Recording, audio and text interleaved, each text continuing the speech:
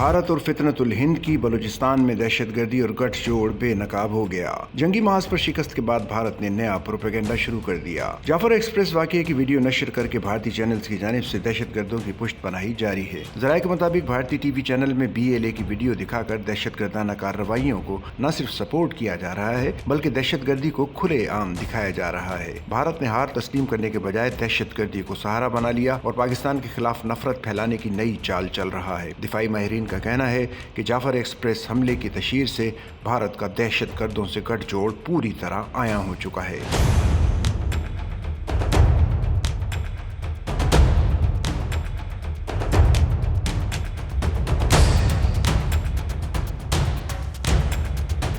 भारतीय चैनल्स पर BLA की पुरानी वीडियो नशर करके दहशतगर्दों की सरेआम पुष्टपनाही की जा रही है। दिफाई माहिरीन का कहना है कि नाम नेहाद BLA भारत का तैयार करदा फितने का बीज है जो पाकिस्तान के अमन को जड़ से उखाड़ना चाहता है। BLA भारत का प्रॉक्सी नेटवर्क, मासूम पाकिस्तानियों का कातिल और मोदी का आलायकार है।